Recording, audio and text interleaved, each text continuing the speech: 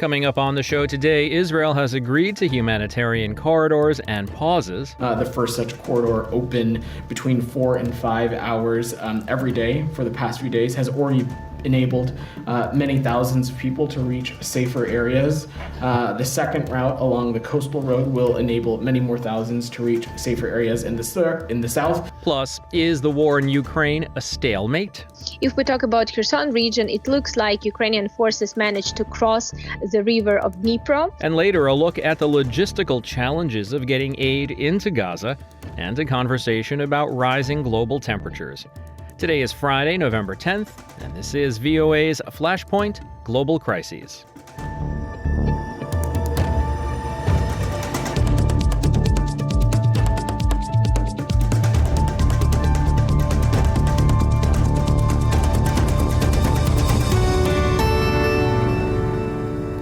Good evening, I'm Steve Karish in Washington. Thousands of Palestinians streamed onto Gaza's only highway on Friday, fleeing the combat zone in the north. This after Israel announced a window for safe passage. Amid an intensifying campaign of airstrikes and ground battles, the search for safety in Gaza has grown increasingly desperate. Tens of thousands have walked south, where they still face the prospect of ongoing bombardment and dire conditions.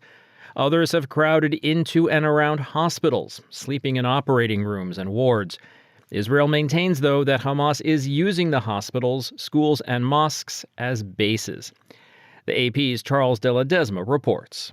Israeli strikes have hit near several hospitals in Gaza City as the military pushes deeper into dense urban neighborhoods in its battle with Hamas militants. Israel has accused Hamas fighters of hiding in hospitals and using the Shifa hospital complex, as its main command center. The militant group and hospital staff deny the claim, saying Israel is creating a pretext to strike it. The head of the Hamas-run media office in Gaza says Israel struck the Shifa courtyard and the obstetrics department, as well as 2 other hospitals early on Friday. I'm Charles de Ledesma. Elsewhere, in France, far-right leader Marine Le Pen has sparked much criticism over her plans to attend a weekend march to protest rising anti-Semitism in France. Her own party, however, has failed to shake off its anti-Semitic heritage. The party's founder, Jean-Marie Le Pen, her father, was convicted repeatedly of anti-Semitic hate speech and played down the scope of the Holocaust.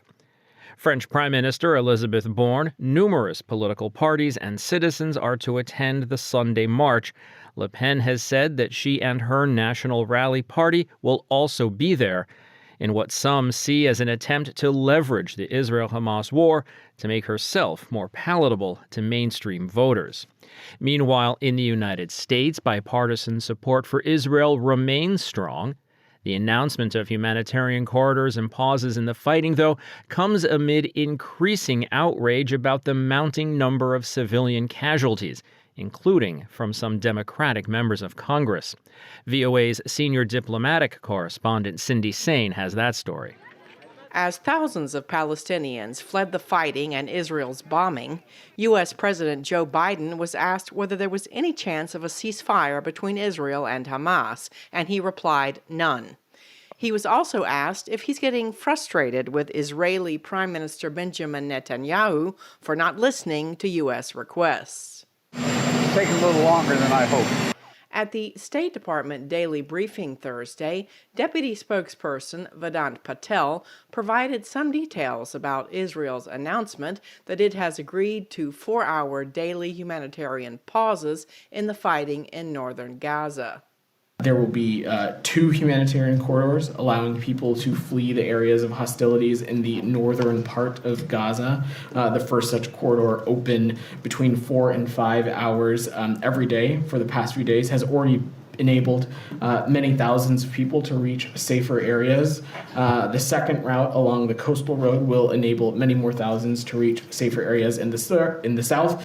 On Capitol Hill Wednesday, anti-Israeli government protesters showed up to a hearing where most Democratic and Republican lawmakers expressed their strong support for Israel. But some Democrats were troubled by the large number of civilians killed in Gaza.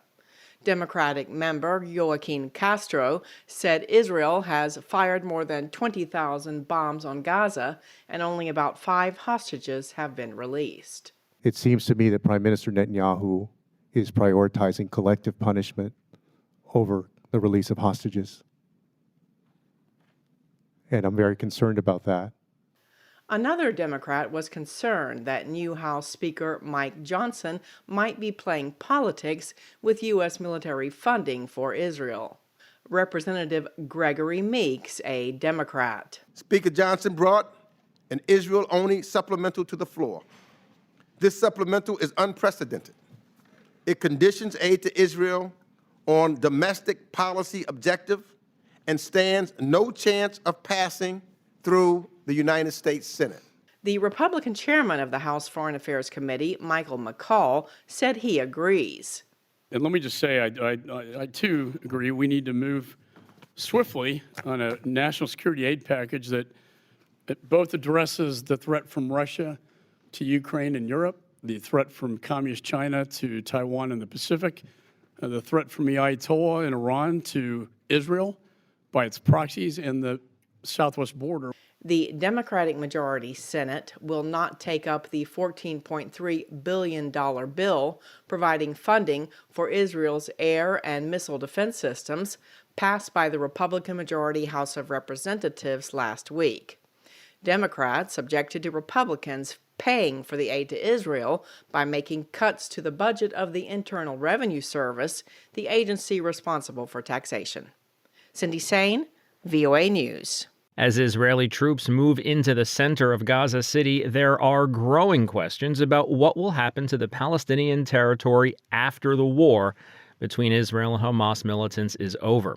As Henry Ridgewell reports, Washington has made it clear it would not support any Israeli reoccupation of Gaza, 18 years after Israel withdrew its forces and settlers. What happens to Gaza after the Israel-Hamas war is finished? Israeli Prime Minister Benjamin Netanyahu told ABC News this week that Israel will, for an indefinite period, have security responsibility for the territory. Following a 2-day meeting of foreign ministers from the group of 7 leading industrial democracies in Tokyo, US Secretary of State Antony Blinken said Wednesday Hamas must be defeated, but also gave a message to Israel. It's also clear that Israel cannot occupy Gaza.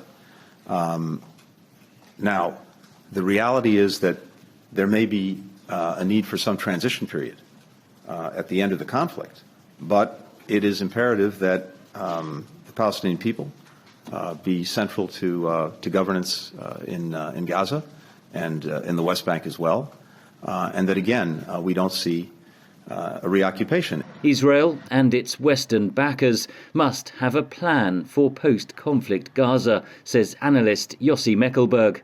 What happens if Hamas disappears as a political and military power? Who is sucked into this vacuum? It might be even worse than Hamas. I think we move into an interim period, and I think there is important. I really think should be a regional element to this. US-Israeli ties remain strong, but there are disagreements, says Meckelberg. They don't trust Netanyahu. They don't trust the current government.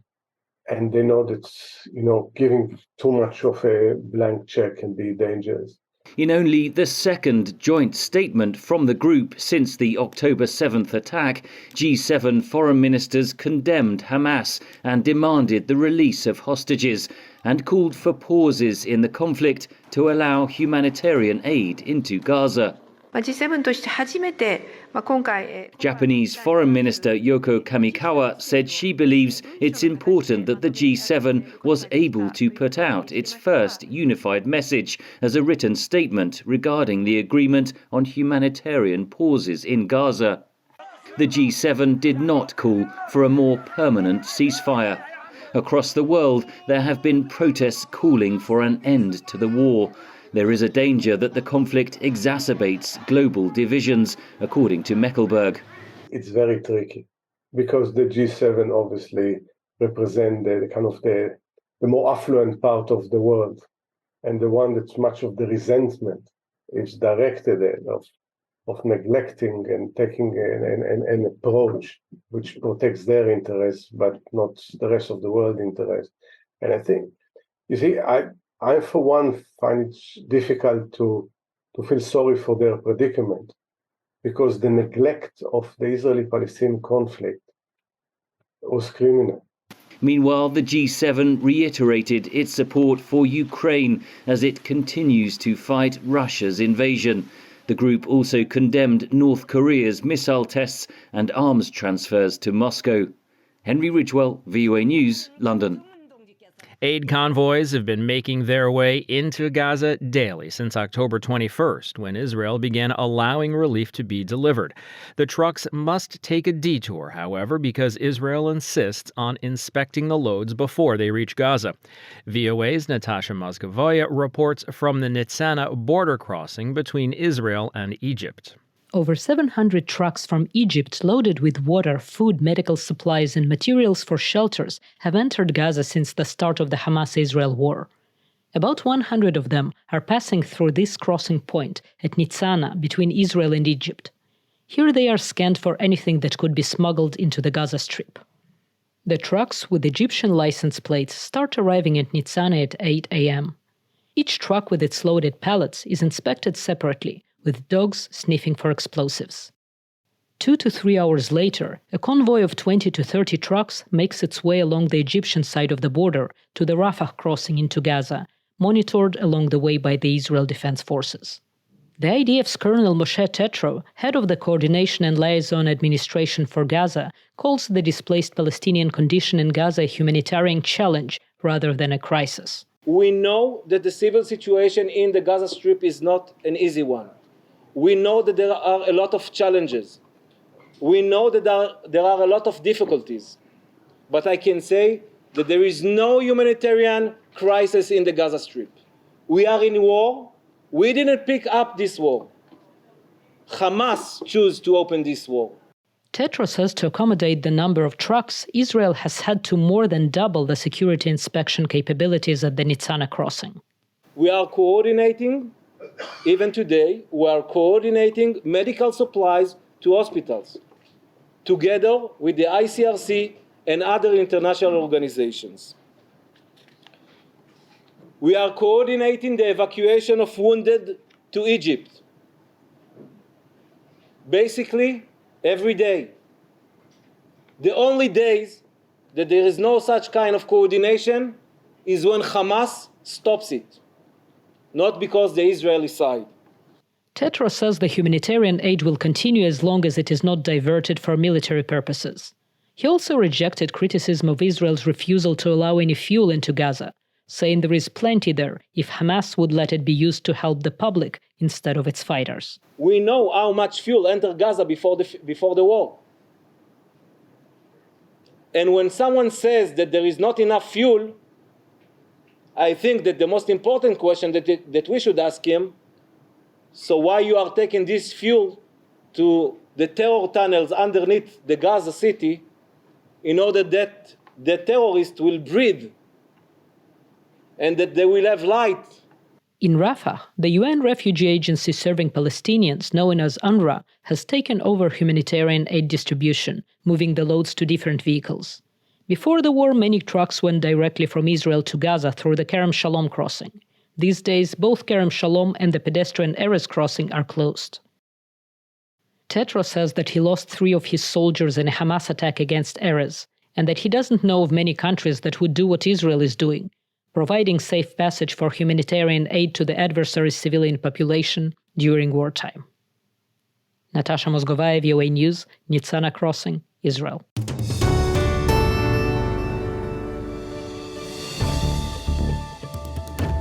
You're listening to Flashpoint Global Crises from the Voice of America. I'm Steve Karish in Washington. A look at rising global temperatures, why they're rising, and who's being affected by them, coming up in a few minutes. Now, we turn to Kyiv and another of the global crises we're keeping an eye on. Russia's full-scale invasion of Ukraine started more than 20 months ago. Since then, Ukrainian forces have surprised the world by fending off one of the world's largest armies. More recently, however, Ukrainian forces have slowed in their counteroffensive, with some in Washington, including Senator Rand Paul, saying the war has become a stalemate and that American money can be better spent elsewhere. But we're borrowing the money. It doesn't make any sense. It's coming from somewhere where it would be in a productive use to where it's into the use of basically fomenting a war and continuing a war. So, is the war in Ukraine in fact a stalemate? For a look at the military situation in Ukraine, I'm joined by Anna Chernikova in Kyiv. The situation at the front line in Ukraine definitely is quite tough and it's extremely difficult in some points especially. And we can see from the recent statements by the Ukrainian head of the army, and President Zelensky made also certain comments about how difficult situation is. And we can see that this looks that neither Ukrainian nor Russian forces can show really, a big advance or huge success in any of the areas. However, we are hearing here in Ukraine from the military, and unfortunately we cannot verify this information independently at this point, but it looks like realistic, also realistic picture, if we look generally at the front line, that Ukrainian forces have some minor success in the area of Kherson region and in the area of Avdiivka. And from what military is saying, that Avdiivka, the defense of Avdiivka remains strong, and this is kind of success. If we talk about Kherson region, it looks like Ukrainian forces managed to cross the river of Dnipro. And at this point, if this information would be confirmed in some time soon, this would mean that actually there is a chance for some further deoccupation, liberation of certain areas, particularly in the Zaporizhia and Kherson regions. Some of the strongest pushes from Ukrainian forces have been in the Crimea region. How are things there? Yeah, actually Crimea, and actually we have another extremely important direction to look at is Crimea direction. And recently, Alexei Danilov, the Secretary of the National Security and Defense Council of Ukraine, stated that Ukraine actually has some good success in the Crimea direction. And he mentioned that basically mostly what usually we are looking at is success on the land, but he's saying that we should also pay attention to success in the sea. And he is saying that Ukraine had some really successful operations on the sea, with which resulted in actually enabling Russian Federation fleet to remain in such close line to the front line, and even some of the boats from the Russian fleet had to actually move further away, deep into Russian territory. So, according to Mr. Danilov, some more success will be reported soon.